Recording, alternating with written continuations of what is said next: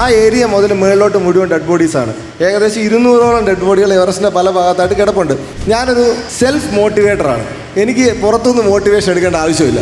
അതുകൊണ്ട് തന്നെ നടക്കാൻ ഒരിക്കലും സാധ്യതയില്ലാത്ത എക്സ്പെഡീഷൻസ് എടുക്കുക, അത് വളരെ ശ്രമകരമായ രീതിയിൽ നടത്തി വിജയിപ്പിച്ച് ആ ഒരു മോട്ടിവേഷൻ മറ്റുള്ളവർക്ക് കൊടുക്കലാണ് എൻ്റെ.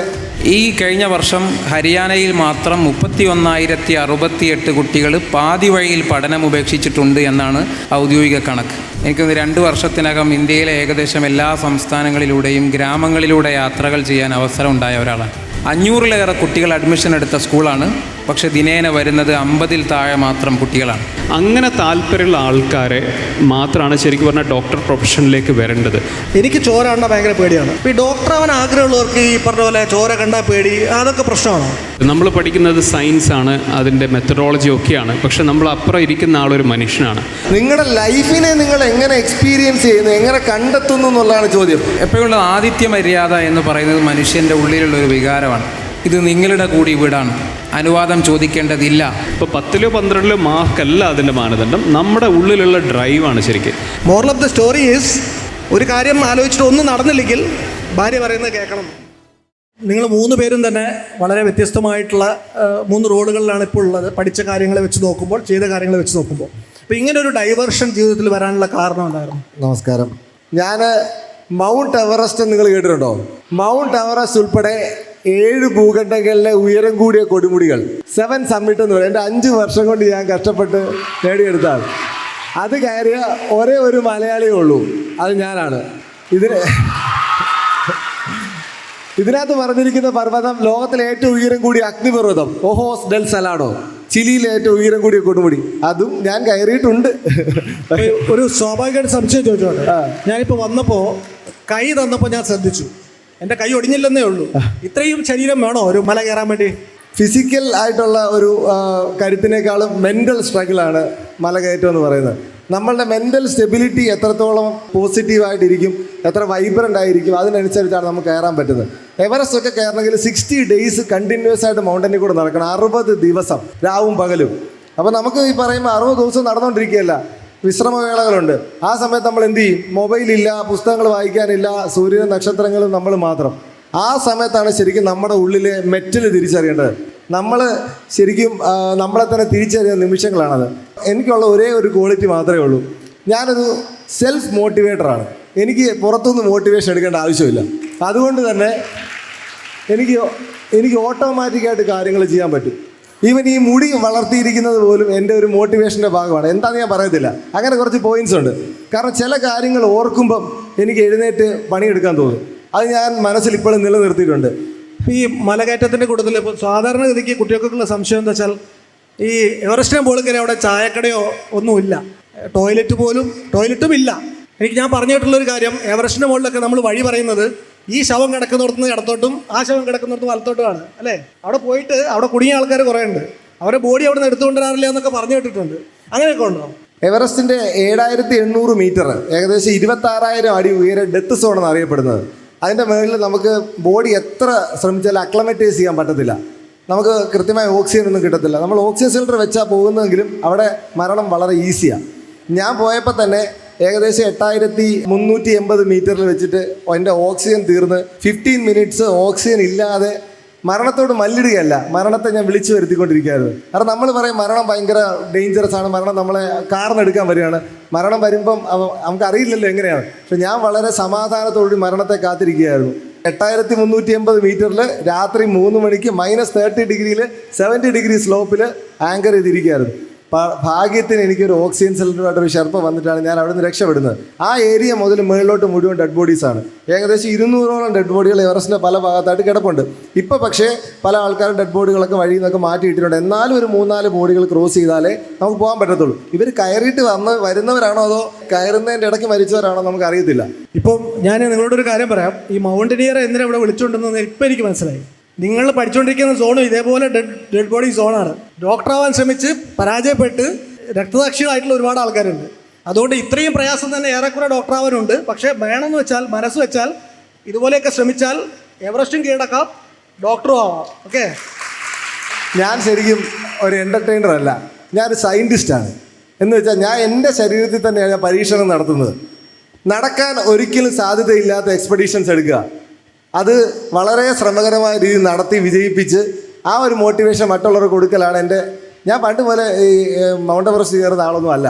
ഞാൻ സർക്കാർ ഉദ്യോഗസ്ഥനാണെന്ന് പറഞ്ഞത് എൻ്റെ അമ്മയുടെ ആഗ്രഹം ഒരു സർക്കാർ ഉദ്യോഗസ്ഥനാക്കുക എന്നുള്ളതായിരുന്നു. അപ്പം അങ്ങനെ ഞാൻ BMTech കഴിഞ്ഞിട്ട് കുത്തിയിരുന്ന് പഠിക്കാൻ തുടങ്ങി. നമ്മൾ ആത്മാർത്ഥമായിട്ടൊരു സാധനം പഠിച്ചാണല്ലോ, നിങ്ങൾക്ക് ആത്മാർത്ഥമായിട്ടൊരു സാധനം വിചാരിച്ച് കഴിഞ്ഞാൽ അത് എത്താൻ പറ്റും എന്നതിൻ്റെ ഉത്തമ ഉദാഹരണമാണ് ഷെയ്ഖ് ഹസൻ ഖാൻ. നിങ്ങൾക്ക് എവിടെ വേണമെങ്കിലും എഴുതി വെക്കാം.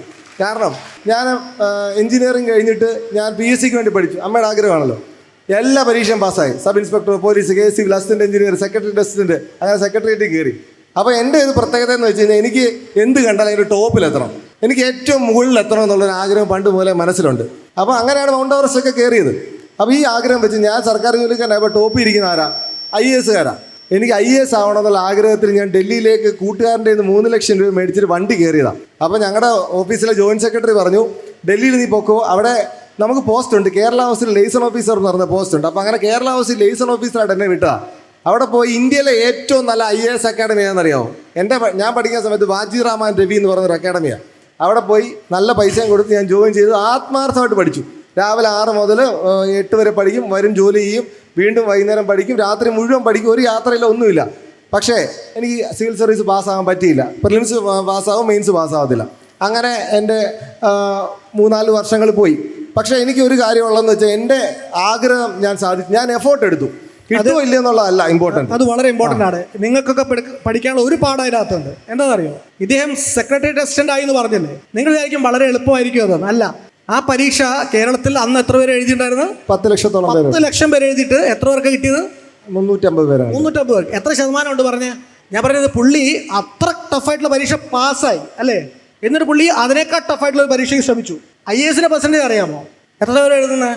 നമുക്ക് 7 പ്രാവശ്യം എഴുതാം. ഞാൻ 7 പ്രാവശ്യം എഴുതി. അല്ല, എത്ര പേരാണ് എഴുതുന്നത് പരീക്ഷ? IASന്റെ പരീക്ഷ എത്ര? ഒരുപാട് കിട്ടുന്നത്. ഒരുപാട് പേര് എഴുതുന്നുണ്ട്, വളരെ കുറച്ച് ആൾക്കാരെ കിട്ടുന്നുള്ളൂ. അതൊക്കെ അസാധ്യമാണെന്ന് വെച്ച് നമുക്ക് വേണമെങ്കിൽ ശ്രമിക്കാതിരിക്കാം. ഞാനത് ചെയ്ത ആളാണ്. എനിക്ക് IAS ഒരു കാലത്തും കിട്ടില്ല എന്ന് വിചാരിച്ച് എഴുതാൻ പോയിട്ടില്ല. അത് പക്ഷേ തെറ്റായിട്ടുള്ള തീരുമാനമായിരുന്നു എന്ന് എനിക്കിപ്പോൾ തോന്നുന്നു.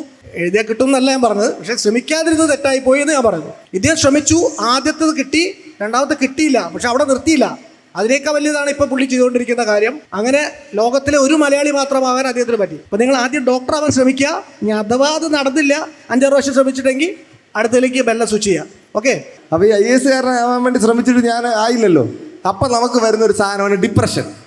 ഇതിനെ നിങ്ങളെങ്ങനെ ഓവർകം ചെയ്യും? നിങ്ങൾ ചിലപ്പോൾ ഇദ്ദേഹം പറഞ്ഞാൽ പഠിക്കും, ജയിക്കത്തില്ല. അതൊക്കെ നമുക്ക് എല്ലാവരും ഡിഫറെൻറ്റാണ്. നിങ്ങൾ ആരെയും കമ്പയർ ചെയ്യാൻ പോരുത്. ആദ്യമേ നിങ്ങളെ തന്നെ ഓരോ ദിവസവും മെച്ചപ്പെടുത്തിക്കൊണ്ടിരിക്കുക. ഇതാണ് ഞാൻ ചെയ്തുകൊണ്ടിരിക്കുന്നത്. അപ്പോൾ എനിക്ക് ഡിപ്രഷൻ്റെ സ്റ്റേജ് വന്നത് അങ്ങനെയാണ്. ശരിക്കും ഞാൻ ഒരു മൗണ്ടനറിങ്ങിൻ്റെ കോഴ്സിന് ഹിമാലയൻ മൗണ്ടനറിങ് ഇൻസ്റ്റിറ്റ്യൂട്ട് ഡാർജിലിംഗിൽ പോയി ജോയിൻ ചെയ്യുന്നത്. അതാണ് ശരിക്കും എന്നെ ഇപ്പോൾ ഇവിടെ കൊണ്ടെത്തിച്ചത്. അത് കഴിഞ്ഞ് ഞാൻ അതിൻ്റെ അഡ്വാൻസ് കോഴ്സ് ചെയ്തു. അത് കഴിഞ്ഞ് ഇന്ത്യയുടെ 75th ഇയർ ഓഫ് ഇന്ത്യാസ് ഇൻഡിപെൻഡൻസിൽ ലോകത്തിലെ ഏറ്റവും വലിയ ദേശീയ പതാക ലോകത്തിലെ ഏറ്റവും ഉയരം കൂടിയ കൊടുമുടിയുടെ മുകളിൽ ഉയർത്തുക എന്നുള്ളൊരു പ്രൊജക്റ്റായിരുന്നു എൻ്റെ. അത് കംപ്ലീറ്റ് ചെയ്തു. അത് കഴിഞ്ഞപ്പോഴും എനിക്ക് കണ്ടിന്യൂസ് ആയിട്ട് ലക്ഷ്യങ്ങളില്ലെങ്കിൽ നമ്മൾ ജീവിച്ചിരുന്നിട്ട് കാര്യമില്ല. ആൾക്കാർ ചെറുപ്പമായി ഇരിക്കുന്നതിൻ്റെ മെയിൻ കാരണം, അല്ലെങ്കിൽ ജീവിച്ചിരിക്കേണ്ടതിൻ്റെ മെയിൻ കാരണം, നമുക്ക് മരണം വരെ ലക്ഷ്യങ്ങൾ ഉണ്ടായിരിക്കുക എന്നുള്ളത്. There is no retirement. അപ്പം ഈ എവറസ്റ്റ് കയറി കഴിഞ്ഞിട്ടേ ഞാൻ എന്ത് ചെയ്യുമെന്ന് അറിഞ്ഞപ്പോഴാണ് 7 ഭൂഖണ്ഡങ്ങളിലെ ഉയരം കൂടിയ കൊടുമുടികൾ കയറാമെന്നുള്ള പ്ലാൻ ഇട്ടത്. അതിന് ഏകദേശം 2 കോടി രൂപ വേണം. അപ്പോൾ അതൊക്കെ ഞാൻ സ്പോൺസർമാരെ കണ്ട് ഒപ്പിച്ചിട്ട് അത് കയറി. ഇനിയും എനിക്ക് ജീവിതത്തിലേക്കുള്ള ലക്ഷ്യങ്ങളുണ്ട്. അത് ഞാൻ നിങ്ങളോട് പറയത്തില്ല, കാരണം അത് ഞാൻ സീക്രട്ടാക്കി വെച്ചിരിക്കുന്നൊരു കാര്യമാണ്. മുഹമ്മദ് സാറിനോട് ചോദിക്കാനുള്ളത്, എന്തുകൊണ്ടാണ് കഥ പറയാമെന്ന പേരിൽ സാധനം ഞാൻ കണ്ടു, അതിനേക്കാൾ ടഫായിട്ടുള്ള പണിയാണ് അറിയാത്ത സ്ഥലങ്ങളിൽ പോയി അവിടുത്തെ സാമൂഹിക പരിസ്ഥിതികളുമായിട്ട് മല്ലിട്ടുകൊണ്ട് അവിടുത്തെ ആവശ്യങ്ങൾ തിരിച്ചറിയുക, അതിനെ കാറ്റർ ചെയ്യാം. അങ്ങനെ ഒരു കാര്യത്തിൽ കടക്കാനുള്ളൊരു ഇൻസ്പിറേഷൻ എന്തായിരുന്നു? സമൂഹത്തിൻ്റെ വളരെ വ്യത്യസ്തമായ കഥകളുള്ള കുറേ മനുഷ്യരാണ് ഇവിടെ ഇരിക്കുന്നത്. ഞാനൊരു മുടങ്ങിപ്പോയ യാത്രയിൽ നിന്ന് ഒരു യാത്ര ആരംഭിച്ചയാളാണ്. ഞാൻ മർക്കസ് നോളജ് സിറ്റിയിൽ ജോലി ചെയ്തുകൊണ്ടിരിക്കെ എൻ്റെ ജോലിയുടെ ഭാഗമായി ഒരു യാത്ര ഇന്ത്യയുടെ വിവിധ സംസ്ഥാനങ്ങളിലൂടെ ഒരു 2 മാസം നീണ്ടു നിൽക്കുന്ന യാത്ര തരപ്പെടുകയും അത് യാത്രയുടെ തലേ ദിവസം മുടങ്ങിപ്പോവുകയും ചെയ്തതിൻ്റെ സങ്കടത്തിൽ എന്തെങ്കിലും ഒരു യാത്ര ചെയ്യണം, അങ്ങനെ ഡൽഹിയിൽ ജോലി ചെയ്യാൻ പോവുകയും ആദ്യം ഞാൻ ഒരു ഡിസൈനറായിട്ടാണ് ഡൽഹിയിൽ എത്തിച്ചേരുന്നത്. 2 വർഷം ഡിസൈനിങ് ജോലി ചെയ്ത് ഒഴിവ് ദിവസങ്ങളിൽ ശനി ഞായർ ദിവസങ്ങളിലൊക്കെ യാത്രകൾ ചെയ്ത് എനിക്കൊന്ന് 2 വർഷത്തിനകം ഇന്ത്യയിലെ ഏകദേശം എല്ലാ സംസ്ഥാനങ്ങളിലൂടെയും ഗ്രാമങ്ങളിലൂടെ യാത്രകൾ ചെയ്യാൻ അവസരം ഉണ്ടായ ഒരാളാണ്. ഇന്ത്യയിൽ തന്നെ എല്ലാ സംസ്ഥാനങ്ങളിലൂടെയും യാത്രകൾ ചെയ്തു. പിന്നീട് ഈ 2 വർഷങ്ങൾക്ക് ശേഷം ജോലി ഉപേക്ഷിച്ച് യാത്രകൾ ചെയ്യുകയും അങ്ങനെ എനിക്ക് ഈ ഗ്രാമങ്ങളിലൂടെയാണ് ഞാൻ പലപ്പോഴും സഞ്ചരിക്കാറുള്ളത്. ഡൽഹി, ഹരിയാന, രാജസ്ഥാൻ, ഉത്തർപ്രദേശ്, അങ്ങനെ പല സ്ഥലങ്ങളിലൂടെ യാത്ര ചെയ്യുമ്പോൾ ഭാഷ ഒരു പ്രശ്നമാറുണ്ടോ? അവർ സംസാരിച്ചാൽ മനസ്സിലാവണ്ടേ? ഭാഷ എനിക്ക് ആദ്യമേ ഉണ്ടായിരുന്നു. ഹിന്ദി ഞാൻ മർക്കസിൽ പഠിക്കുന്ന സമയത്ത് എൻ്റെ കൂട്ടുകാരായ മറ്റു ഇതര സംസ്ഥാനത്തുള്ള കുട്ടികളുണ്ടായിരുന്നു. അവരുടെ കൂടി എനിക്ക് ഭാഷ ആദ്യമേ ഉണ്ടായിരുന്നു. പക്ഷേ അതൊരു ഫ്ലുവൻ്റായിട്ട് മാറിയത് ഞാൻ ഡൽഹിയിലുള്ള എൻ്റെ ജോലി സമയത്താണ്. അങ്ങനെ ആ ഭാഷയുടെ ബലത്തിലാണ് പിന്നീട് ഗ്രാമങ്ങളിലൂടെ യാത്ര ചെയ്യാൻ തുടങ്ങിയത്. പ്രധാനമായിട്ടും ആളുകൾ കണ്ടിരിക്കുക എൻ്റെ കാശ്മീർ യാത്രകളാണ്. കാശ്മീരിലൂടെ ഉൾഗ്രാമങ്ങളിലൂടെ എനിക്ക് യാത്ര ചെയ്യാൻ പറ്റിയിട്ടുണ്ട്. അത് എല്ലാ കാലാവസ്ഥകളിലൂടെയും യാത്ര ചെയ്യാൻ പറ്റിയിട്ടുണ്ട്. അതിൻ്റെ സമ്മർ, വിൻ്റർ, അതുപോലെ എല്ലാ മഞ്ഞ് മൂടിക്കിടക്കുന്ന ആ സമയത്തും യാത്രകൾ ചെയ്തിട്ടുണ്ട്. അല്ലാതെ സാധാരണ ഒരു പച്ചപ്പ് ഉള്ള സമയത്തും യാത്രകൾ ചെയ്തിട്ടുണ്ട്. അപ്പോൾ ഈ യാത്രകൾ ചെയ്യാൻ ഒരുപാട് പൈസ ആവശ്യമുണ്ടല്ലോ, അപ്പോൾ അതെങ്ങനെയാണ് കണ്ടെത്തിയിരുന്നത്? എൻ്റെ ജോലിയായിരുന്നു എൻ്റെ കൂടെ ഉണ്ടായിരുന്നത്. 5 ദിവസം ജോലി, ശനി ഞായർ ദിവസങ്ങളിൽ യാത്ര, അങ്ങനെയായിരുന്നു ആദ്യ ഘട്ടങ്ങളിലൊരു രീതി. പിന്നീട് പൂർണ്ണമായിട്ടും ഇതിലേക്ക് മാറുകയായിരുന്നു. പിന്നീട് ഇപ്പോൾ നിലവിൽ എനിക്ക് സ്കൂളുകളുണ്ട്. ഹരിയാനയിൽ സുഡാക്കയിൽ എനിക്കൊരു റെസിഡൻഷ്യൽ സ്കൂളുണ്ട്. അതുപോലെ ഉത്തർപ്രദേശിലെ ബറേലിയിൽ ഒരു സ്കൂളുണ്ട്. അതുപോലെ ഉത്തർപ്രദേശിലെ തന്നെ ദറോണിയ എന്ന് പറയുന്ന സ്ഥലത്തൊരു സ്കൂളുണ്ട്. ഡൽഹിയിലെ ശ്രം വിഹാറിൽ അവിടെ ഒരു തെരുവുകളിൽ നിന്ന് മാത്രം പഠിക്കുന്ന കുട്ടികൾക്കുള്ള, തെരുവുകളിലെ കുട്ടികൾക്കുള്ള ഒരു സ്കൂൾ വേറെ പ്രവർത്തിക്കുന്നുണ്ട്. അപ്പോൾ ഇങ്ങനെ സ്കൂളുകൾ നടത്തുമ്പോൾ അതെങ്ങനെയാണ് നമുക്കൊരു സ്കൂളുകൾ നടക്കണമെങ്കിൽ അതിനൊരു മോഡൽ വേണമല്ലോ. അതിൻ്റെ ഒരു ഫിനാൻഷ്യൽ മോഡൽ എന്താണ്?